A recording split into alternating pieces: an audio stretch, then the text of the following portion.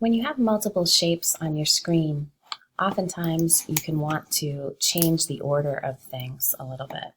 So for example, I have these 4 shapes on my screen right now, and if I were to, say, overlap them, it's pretty evident that certain shapes are behind other shapes while others are in front. So if you notice right here, I would say that the shape that is most in the back would be this yellow trapezoid. Now, you may be designing and you may want to change the order or change the position of that. And when I say position, I mean maybe move it more towards the foreground, or even maybe move it to the front. And the way that you do that is to click on a shape so that it becomes active. And I click on it, by the way, with my black arrow. And if I were to then go up to the word object, I could choose arrange, and from here you have multiple options.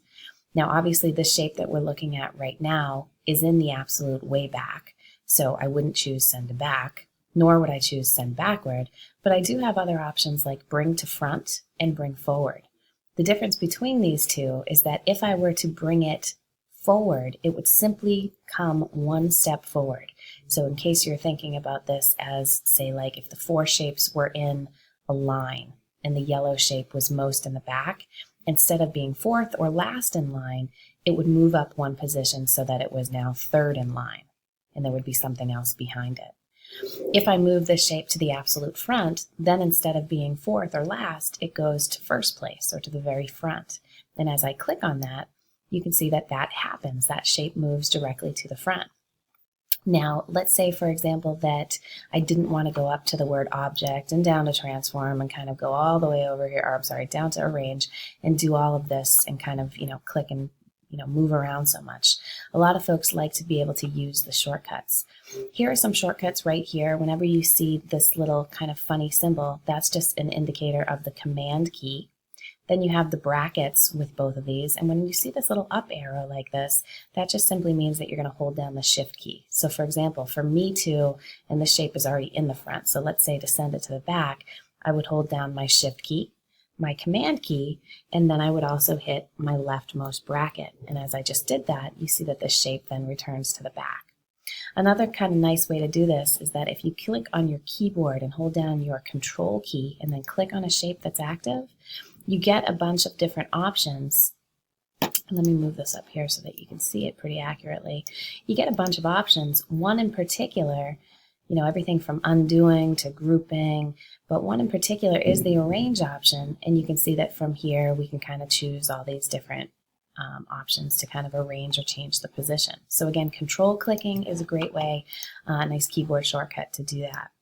The other thing that I wanted to mention is the idea of grouping shapes together. So let's say that I have, this shape and I kind of created this interesting looking kind of collection of shapes, and I really want to be able to move them together without having to click and drag and to select them all. I want them to stick together on their own. Now, yes, I could absolutely click and drag, select them all, and then kind of move them all, but I want to be able to just kind of say click on one and have the entire thing selected.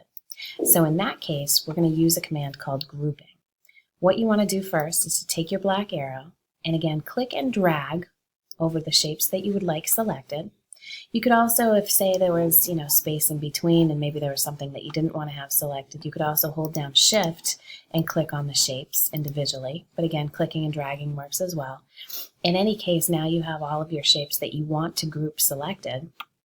You'll then go up to the word object at the top of your screen and then choose group. Now as I do that, you can see that if I were to click away from this now and then just click just singularly on this yellow part of the shape, the entire thing gets selected. Again, now I can move it around and I can do whatever I would like.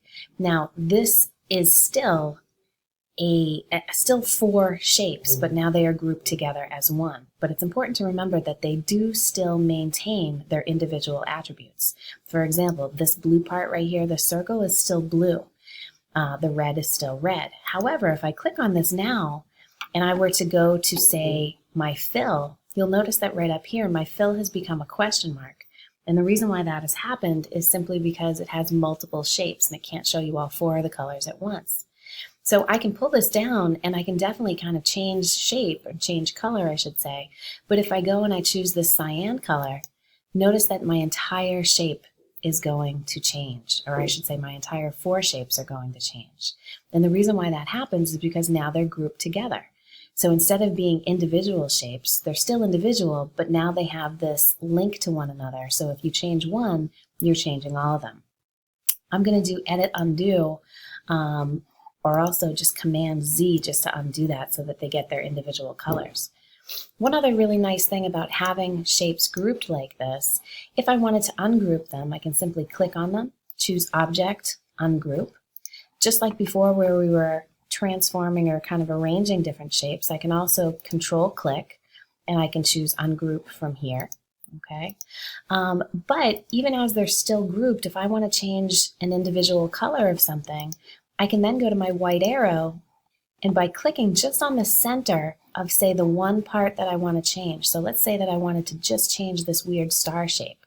If I click right in the center of this green shape, you can see that now I have these nice little selection marks right around the green shape. I'm not seeing it anywhere else around any of the other shapes.